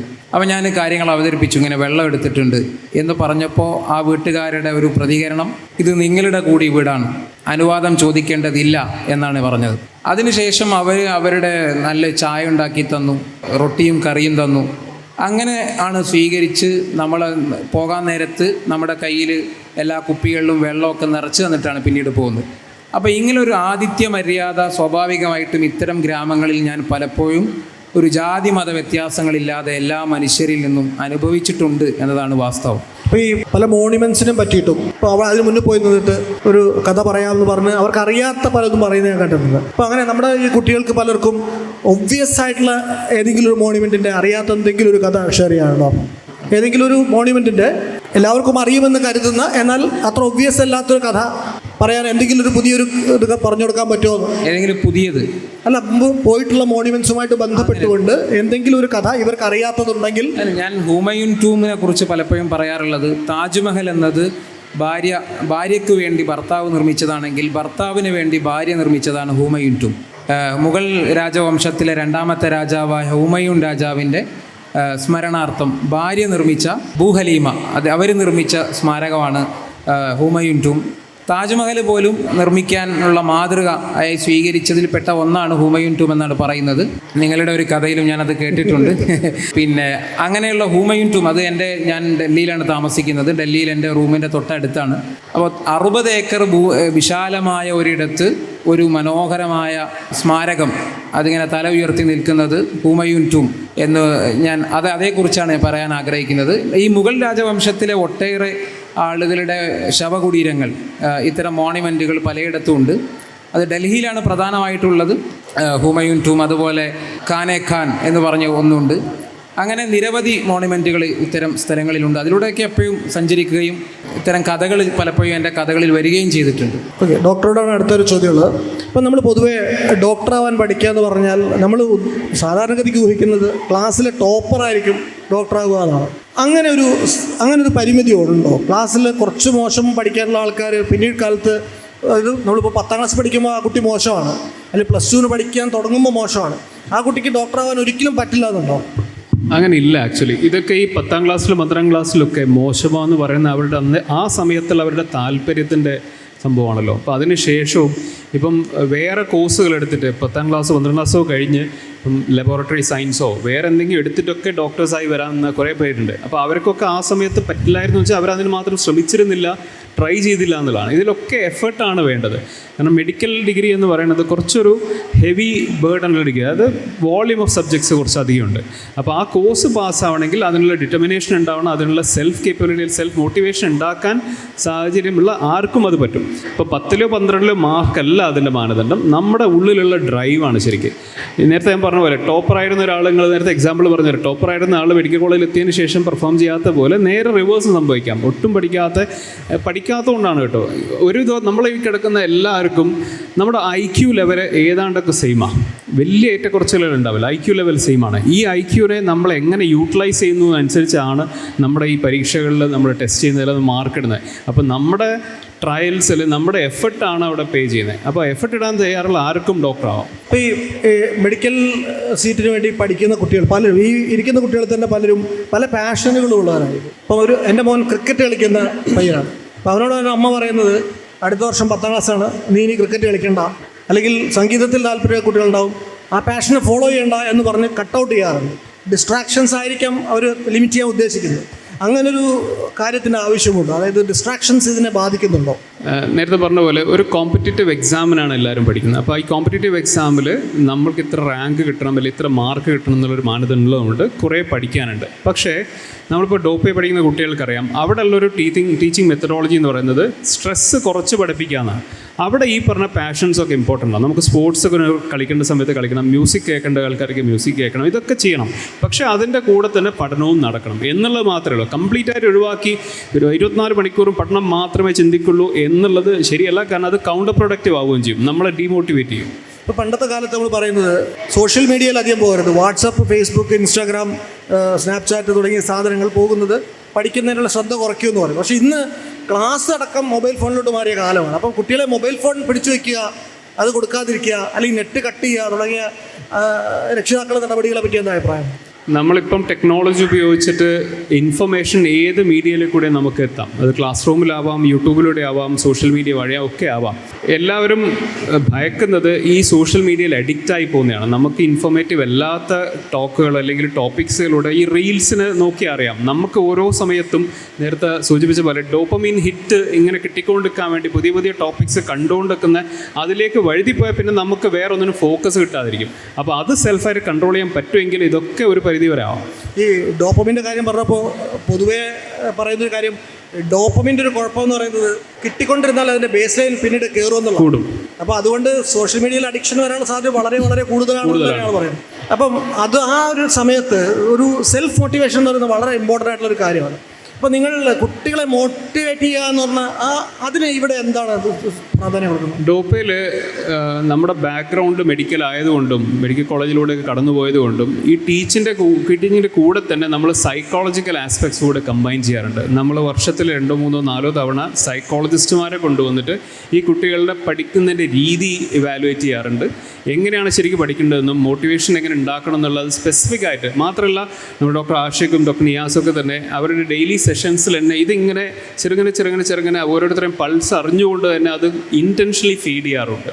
ആ ഒരു ഡിഫറൻസ് ആണ് എല്ലാവരുടെയും ഈ വൺ ഇയർ ജേർണിയിൽ മോട്ടിവേറ്റ് ആയി നിൽപ്പിക്കാൻ വേണ്ടി ചെയ്യും. ഇപ്പം ആർട്ടിഫിഷ്യൽ ഇൻ്റലിജൻസിൻ്റെ ഒരു കാലമാണ്. അപ്പോൾ ഡോപ്പ പോലുള്ള സ്ഥാപനങ്ങൾ പ്രത്യേകിച്ചും ആ സാധ്യതകളെ എപ്പോഴെങ്കിലും പേഴ്സ്യൂ ചെയ്തിട്ടുണ്ടോ? ഇപ്പോൾ ക്വസ്റ്റ്യൻ പേപ്പറുകളുടെ ഒരു പാറ്റേൺ മനസ്സിലാക്കുന്നതിൽ, അല്ലെങ്കിൽ ഓരോ കുട്ടിക്കും സ്പെഷ്യലൈസ്ഡ് ആയിട്ടുള്ള ഒരു ഡിസൈൻ ഓഫ് ദ കോഴ്സ് കൊടുക്കുന്നതിൽ അതൊക്കെ അതിൽ ആർട്ടിഫിഷ്യൽ ഇൻ്റലിജൻസ് ഉപയോഗിക്കാൻ ശ്രമിച്ചിട്ടുണ്ടോ? ഒരു പരിധി വരെ. കാരണം നമ്മൾ എക്സാംസ് റൂട്ടീനായിട്ട് കണ്ടക്ട് ചെയ്യുമ്പോൾ ഓരോ കുട്ടികളുടെയും എവിടെയാണ് അവരുടെ സ്ട്രെങ്ത്, എവിടെയാണ് അവരുടെ വീക്ക്നെസ് എന്ന് അസസ് ചെയ്യാൻ ശ്രമിക്കും. ഇപ്പോൾ 3 വിഷയങ്ങളാണല്ലോ മെയിൻ ആയിട്ടുള്ളത്. അപ്പോൾ വിഷയങ്ങളുടെ സ്ട്രെങ്ത്തും വീക്ക്നെസ്സും അതിൽ അസസ് ചെയ്യാൻ പറ്റും. മാത്രമല്ല ഈ ചില ക്വസ്റ്റ്യൻസ് തന്നെ പല ടൈപ്പിലെ ക്വസ്റ്റ്യൻസ്, ചിലത് മെമ്മറി ബേസ്ഡ് ക്വസ്റ്റ്യൻസ് ആയിരിക്കും, ചിലത് ക്രിട്ടിക്കൽ തിങ്കിങ്ങിൻ്റെ ക്വസ്റ്റ്യൻസ് ആയിരിക്കും, ചില ആപ്ലിക്കേഷൻ ക്വസ്റ്റ്യൻസ് ആയിരിക്കും. അപ്പോൾ ഒരു കുട്ടിയുടെ പാറ്റേൺ നോക്കാൻ പറ്റും നമുക്ക്. ഈ കുട്ടി ഏത് ടൈപ്പ് ക്വസ്റ്റ്യൻസ് ആണ് പുവറായി പെർഫോം ചെയ്യുന്നത്, അനാലിറ്റിക്കൽ റീസണിങ്ങിനാണോ? അങ്ങനെയാണെങ്കിൽ ആ കുട്ടിക്ക് കൊടുക്കുന്ന സ്പെഷ്യൽ അറ്റൻഷൻ ഈ വക ക്വസ്റ്റ്യൻസിലൂടെ. അപ്പോൾ അങ്ങനെയുള്ള കുറച്ച് അസസ്മെൻറ്റ് ചെയ്യാൻ AI ഉപയോഗിക്കുന്നുണ്ട്. ഒരു ഡോക്ടർ ആവാനുള്ള എല്ലാവിധ ആഗ്രഹങ്ങളും ഉള്ളിൽ ഉണ്ടായിരുന്നത് കൊണ്ടാണ് MBBS പഠിച്ചതും MD പഠിച്ചതുമല്ല. പിന്നീട് അങ്ങോട്ട് എന്നാൽ രോഗികളെ നോക്കണ്ട എന്ന തീരുമാനത്തിലേക്ക് എത്താൻ കാരണം അതാ? ഇല്ല, എന്നെ സംബന്ധിച്ചിടത്തോളം ഞാൻ പഠിച്ചതും ഒരു 10-11 വർഷം പഠിച്ചതിൻ്റെ ഒരു എക്സ്റ്റൻഷനായിട്ടാണ് ഇപ്പോൾ ചെയ്യുന്നത്. രോഗികളെ നോക്കണ്ട എന്നുള്ള തീരുമാനമല്ല, കുറച്ചുകൂടി രോഗികളെ എങ്ങനെ നോക്കാം, അവർക്ക് നോക്കാനുള്ള ഒരു സർക്കംസ്റ്റാൻസ്, ഒരു ഇൻഫ്രാസ്ട്രക്ചർ സെറ്റ് ചെയ്യാം എന്നുള്ളതിലൂടെയാണ് ഇപ്പോഴത്തെ എൻ്റെ ജേർണി ഞാൻ ചെയ്തുകൊണ്ടിരിക്കുന്നത്. കാരണം നമ്മൾ അണ്ടറിലൊരു 600ഓളം ഡോക്ടർമാർ ഒരു വർഷം 40 ലക്ഷത്തോളം പേഷ്യൻസിനെ ടേക്ക് കെയർ ചെയ്യുന്നുണ്ട്. അപ്പോൾ അത് മാനേജ് ചെയ്യുക എന്നുള്ളത് ഇതിനേക്കാളും വലിയൊരു ഉത്തരവാദിത്വമായിട്ട് ഞാൻ കരുതുന്നത്. ഈ ഹോസ്പിറ്റലുകളിൽ ഇപ്പം പണ്ടത്തെ പോലെയല്ല. ഇപ്പോൾ തിരുവനന്തപുരത്തൊക്കെയുള്ള പല ഹോസ്പിറ്റലുകളും ഹോസ്പിറ്റാലിറ്റിയിൽ കൂടുതൽ ശ്രദ്ധിക്കുന്നുണ്ട്. അപ്പോൾ ഡോക്ടേഴ്സ് എന്നുള്ള നിലയ്ക്ക് നിങ്ങൾ ഭാവി ഡോക്ടേഴ്സ് എന്ന നിലയ്ക്ക് കുട്ടികളുടെ കമ്മ്യൂണിക്കേഷൻ സ്കിൽസിൽ എന്തെങ്കിലും പ്രത്യേക ശ്രദ്ധ കൊടുക്കുന്നുണ്ടോ? തീർച്ചയായിട്ടും. ഈ ഡോക്ടേഴ്സിൻ്റെ ഇപ്പോൾ നല്ല ഡോക്ടർ, മോശം ഡോക്ടർ, ആവറേജ് ഡോക്ടർ എന്ന് പറഞ്ഞ ഒരു കൺസെപ്റ്റ് ശരിക്കും ഒരു സാധാരണക്കാരനോട് ചോദിച്ചാൽ ഏറ്റവും നല്ലോണം അയാളുമായിട്ട് സംസാരിച്ച ആൾ, അല്ലെങ്കിൽ അസുഖത്തിനെ പറ്റി മനസ്സിലാക്കി തന്ന ഡോക്ടറാണ് ഏറ്റവും നല്ല ഡോക്ടർ എന്നുള്ളതാണ് പൊതുവേ ഉള്ളൊരു റീഡിങ്. അയാൾ ചിലപ്പോൾ ടെക്നിക്കലി അത്ര സൗണ്ട് ആയിരിക്കുന്നില്ലെങ്കിലും കമ്മ്യൂണിക്കേഷനിൽ വലിയൊരു ആസ്പെക്റ്റ് ഉണ്ട്. ഇത് തന്നെയാണ് ഞാൻ പറഞ്ഞത്, നമ്മൾ മെഡിക്കൽ കോളേജിലൂടെ കടന്നു പോകുമ്പം ഇത്രയധികം ആൾക്കാരായിട്ട് സംസാരിക്കുകയും അതിൽ നിന്ന് കുറേ നമ്മൾ ഇൻഡയറക്ട്ലി പഠിക്കും. ഈ ടെക്സ്റ്റ് ബുക്കിൽ നിന്ന് പഠിക്കുന്നതിനേക്കാളും കൂടുതൽ പഠനം ആ ടെക്സ്റ്റ് ബുക്കിൻ്റെ പുറത്തുനിന്ന് നമ്മൾ പഠിക്കും. അപ്പോൾ കമ്മ്യൂണിക്കേഷൻ വളരെ വളരെ ഇമ്പോർട്ടൻ്റ് ആണ്. അത് എനിക്കൊന്നും മെഡിക്കൽ മേഖലയിൽ മാത്രമല്ല, ഏത് മേഖലയിലാണെങ്കിലും നമ്മുടെ സോഫ്റ്റ് സ്കിൽസ് ഡെവലപ്മെൻറ്റ് അതിന് ഭയങ്കര ഇമ്പോർട്ടൻസാണ്. അതുകൊണ്ട് തന്നെ കമ്മ്യൂണിക്കേഷൻ സെഷൻസ് നമ്മൾ ഡോപ്പ് ചെയ്യും. നമ്മൾ 3 പേരിൽ കൂടെയും ഒരു പ്രാവശ്യം കൂടി കടന്നു വന്ന ശേഷം നമുക്ക് ചോദ്യങ്ങളിലേക്ക് പോകാം. ഇത്രയും കാലത്തെ കോമൺ ആയിട്ടുള്ള ചോദ്യമാണ്. ഇത്രയും കാലത്തെ ജീവിതാനുഭവങ്ങളുടെ വെളിച്ചത്തിൽ ഈ കൂടിയിരിക്കുന്ന കുട്ടികളോട് എന്തെങ്കിലും പറയാനുണ്ടെങ്കിൽ അത് പറയാം. എനിക്ക് പറയാനുള്ളത്, നിങ്ങൾ എന്താണെന്ന് നിങ്ങൾക്ക് അറിയത്തില്ല. സത്യമായിട്ടുള്ള കാര്യമാണ്. ഞാൻ എന്താണെന്ന് എനിക്ക് അറിയത്തില്ലായിരുന്നു. എനിക്കൊരു സാഹചര്യം വന്നപ്പം വെളിപ്പെട്ടു. അപ്പോൾ എനിക്ക് നിങ്ങളോട് പറയാനുള്ള കാര്യം എന്താ വെച്ചാൽ, നിങ്ങൾ എല്ലാ കാര്യങ്ങളും ശ്രമിച്ച് നോക്കുക. എവറിത്തിങ് നിങ്ങളെ കൊണ്ട് പറ്റുന്നത്. ഇത് പ്രായഭേദമൊന്നുമില്ല. ഞാൻ 90 വയസ്സുള്ള ആളുടെ കൂടെ മൗണ്ടർ കയറിയിട്ടുണ്ട്, 10 വയസ്സുള്ള കുട്ടിയുടെ കൂടെ കയറിയിട്ടുണ്ട്. ഈ കേൾക്കുന്നവർക്കൊന്നും പ്രായമായെന്നും വിചാരിക്കേണ്ട. കാരണം വെച്ചാൽ 40 വയസ്സുള്ള എൻ്റെ ഒരു അമേരിക്കൻ ഫ്രണ്ടായിട്ടുള്ള ഡോക്ടർ 40ാമത്തെ വയസ്സിൽ ഡോക്ടർ പണി മാറ്റി വെച്ച് കാർപ്പൻ്ററായിട്ട് പോയി. അതൊക്കെ അവിടെ നടക്കും. അപ്പോൾ നിങ്ങൾ ചെയ്യേണ്ടത്, നിങ്ങൾ എല്ലാ സാധ്യതകളെല്ലാം യൂസ് ചെയ്ത് നിങ്ങളുടെ കഴിവ് എവിടെയാണെന്നുള്ള കാര്യം കണ്ടുപിടിക്കുക. നിങ്ങൾ അത് ചിലപ്പോൾ നിങ്ങൾ ഇത് കാണുന്ന ആളൊന്നും ആയിരിക്കത്തില്ല. നിങ്ങൾ ചിലപ്പോൾ വലിയ കഥ എഴുതാൻ കഴിവുള്ള ആളായിരിക്കും, പടം വരയ്ക്കുന്ന ആളായിരിക്കും, ചിലപ്പം സംവിധായകനായിരിക്കും. അത് കണ്ടെത്താൻ വേണ്ടിയിട്ടുള്ളൊരു ജേർണി ആയിട്ട് മാത്രം നിങ്ങളുടെ ഈ ഒരു ദിവസങ്ങളെ കണ്ടെത്തുക, ഈ പഠനത്തെ കണ്ടെത്തുക. പഠനം എന്ന് പറഞ്ഞാൽ നിങ്ങൾക്ക് അത് വെച്ചിട്ട് ലൈഫ് ലോങ് ആയിട്ട് ജോലി ചെയ്ത് റിട്ടയറായി മരിക്കാനുള്ള സംവിധാനമൊന്നുമല്ല. നിങ്ങളുടെ ലൈഫിനെ നിങ്ങൾ എങ്ങനെ എക്സ്പീരിയൻസ് ചെയ്യുന്നു, എങ്ങനെ കണ്ടെത്തുന്നു എന്നുള്ളതാണ് ചോദ്യം. ഈവൻ ചിലപ്പോൾ ഞാൻ പോലും ചിലപ്പോൾ എൻ്റെ ലൈഫിനെ കൃത്യമായിട്ട് കണ്ടെത്തി കാണത്തില്ല. അപ്പോൾ അതിന് വേണ്ടിയിട്ടുള്ളൊരു യാത്രയായിട്ട് മാത്രം നിങ്ങളുടെ ഇതിനെ കാണുക. ആ യാത്രയിൽ ഈ എക്സ്പീരിയൻസുകൾ നിങ്ങളെ എത്തിക്കേണ്ടടുത്തുകൊണ്ട് എത്തിക്കും. അതില്ലാതെ നിങ്ങളിപ്പോൾ ഏതെങ്കിലും ഒരു കാലത്ത് എനിക്ക് അങ്ങനെ ചെയ്യാമായിരുന്നു, ഞാൻ ഇങ്ങനെ ആവേണ്ട ആളാണെന്ന് പറഞ്ഞിട്ട് കാര്യമില്ല. ഈ പ്രായം നിങ്ങളുടെ ബെസ്റ്റ് പ്രായമാണ്. കിട്ടുന്ന ഞാൻ പറഞ്ഞില്ലേ, കിട്ടുന്ന കോഴ്സുകളൊക്കെ ചെയ്യുക, കിട്ടുന്ന ആൾക്കാരോട്ടൊക്കെ സംസാരിക്കുക, നിങ്ങളുടെ ഐഡിയാസൊക്കെ മാക്സിമം റിസർച്ച് ചെയ്ത് അങ്ങ് അറ്റം വരെ കൊണ്ടെത്തിക്കുക. അപ്പോൾ നിങ്ങൾക്ക് നിങ്ങളുടെ മനസ്സിൽ എന്തെങ്കിലും തെളിഞ്ഞു വരുമല്ലോ, അതിൻ്റെ പുറകിൽ പോവുക. അല്ലാതെ ആരെങ്കിലും ഒരാൾ പറയുന്നത് മാത്രം കേട്ട് ഒരു ലൈനിൽ മാത്രം ഒറ്റ ബുദ്ധിയിൽ മാത്രം പോയി കഴിഞ്ഞാൽ അൾട്ടിമേറ്റ്ലി നിങ്ങൾ എത്ര വലിയ ആളായി കഴിഞ്ഞാലും ലൈഫിൽ സമാധാനമോ സാറ്റിസ്ഫാക്ഷനോ സന്തോഷമോ ഉണ്ടാകത്തില്ല. നമ്മുടെ എല്ലാം ജീവിതത്തിൻ്റെ ലക്ഷ്യം എന്ന് പറഞ്ഞാൽ സന്തോഷം ഉണ്ടാകുക എന്നുള്ളതാണ്, അല്ലേ? ഹാപ്പിനെസ്. ഇപ്പം നിങ്ങൾക്ക് ഭയങ്കര ഒരു അല്ലാത്തൊരു സ്റ്റേജ്, നിങ്ങൾ പഠിച്ചുകൊണ്ടിരിക്കുന്ന സ്റ്റേജാണ്. കുറച്ച് കഴിയുമ്പോൾ എല്ലാവർക്കും മനസ്സിലാവും, ഒരു 40 കഴിയുമ്പോൾ മനസ്സിലാവും ഹാപ്പിനെസ് ഇല്ല. എന്തുകൊണ്ടില്ല? നിങ്ങൾ ആ ചെയ്യുന്ന ജോലിയും നിങ്ങളുടെ ജീവിതമായിട്ട് ഒരു ബന്ധവുമില്ല. നിങ്ങൾ പറയുന്നതൊന്ന് ചെയ്യുന്നതൊന്ന്, ഇത് രണ്ടും ഒന്നാക്കാൻ വേണ്ടി ശ്രമിച്ചാൽ അങ്ങനെയാണ് വലിയ വലിയ കലാകാരന്മാരും വലിയ വലിയ മഹാന്മാരും ഉണ്ടാകുന്നത്. AR റഹ്മാൻ അദ്ദേഹത്തിൻ്റെ കഴിവ് കണ്ടെത്തി, സച്ചിൻ ടെണ്ടുൽക്കർ ക്രിക്കറ്റിലുള്ള കഴിവ് കണ്ടെത്തി, യേശുദാസ് കണ്ടെത്താത്ത 100 കണക്കിന് ആൾക്കാർ ജനിച്ച് മരിച്ചു പോകുന്നുണ്ട്. അപ്പോൾ നിങ്ങളുടെ കഴിവുകൾ കണ്ടെത്താൻ നിങ്ങൾക്ക് സാധിക്കട്ടെ എന്നുള്ളതാണ് എൻ്റെ ഒരു പ്രാർത്ഥന. അത് നിങ്ങൾ സാധിക്കുമെന്ന് ഞാൻ പ്രതീക്ഷിക്കുന്നു. അത് മാത്രം നിങ്ങൾ ചിന്തിച്ചാൽ മതി. ബാക്കി എല്ലാം ഒരു എക്സ്പീരിയൻസ് ആയിട്ട് എടുക്കുക. Everything is an experience. ഈ കേൾക്കുന്നതും കാണുന്നതും എല്ലാം എക്സ്പീരിയൻസ് ആണ്. നമ്മളെല്ലാവരും ജാതി ഭേദമന്യേ പ്രപഞ്ചത്തിലെ ഒരു ശക്തിയുടെ ഭാഗമാണ്. എനിക്കൊരു ആധ്യാത്മികമായ ഒരു തലമുണ്ട്, അത് ഞാൻ ഇവിടെ തുറക്കുന്നില്ല. അതിൻ്റെ ഒരു കാര്യം മാത്രം പറഞ്ഞുകൊണ്ട് ഞാൻ നിർത്താം. നമ്മളെല്ലാവരും ഒരു കടലാണെന്ന് ചിന്തിക്കുക. ആ കടലിലെ തിരമാലകളാണ് നമ്മളെല്ലാവരും. ആ തിരമാലകൾ തിരയടിച്ച് വീണ്ടും കടലിലേക്ക് പോകും. ആ തിരമാലകൾ എന്തിനാണ് കടലുണ്ടാക്കുന്നത്? അതിനൊരു എക്സ്പീരിയൻസിന് വേണ്ടിയിട്ടാണ്. നമ്മൾ വിചാരിക്കും നീ നിങ്ങൾ ജാതി മതം വർണ്ണം ഒന്നുമില്ല. Every human is same. നിങ്ങളെല്ലാവരും ആ ഓഷ്യനാണ്. അപ്പോൾ നമ്മൾ ഈ കടലും തിരമാലകളും തമ്മിൽ വ്യത്യാസമുണ്ടോ? ഇല്ല. തിരമാല തന്നെയാണ് കടൽ തന്നെയാണ് തിരമാല. നിങ്ങൾ തന്നെയാണ് പ്രപഞ്ചവും നിങ്ങളാണ്. നിങ്ങൾ വിചാരിക്കുന്ന യൂണിവേഴ്സ് നിങ്ങളാണ്. ഇത് നിങ്ങൾക്ക് കുറച്ച് നാൾ കഴിയുമ്പോൾ മനസ്സിലാവും. അതെനിക്ക് മനസ്സിലായി, ഞാൻ നിങ്ങൾക്ക് പറഞ്ഞു തരുന്നു. Thank you very much. Jalaluddin റൂമിയുടെ പ്രസിദ്ധമായ വാക്കുകളാണ് not only the thirsty seek the water as well seeks the thirsty.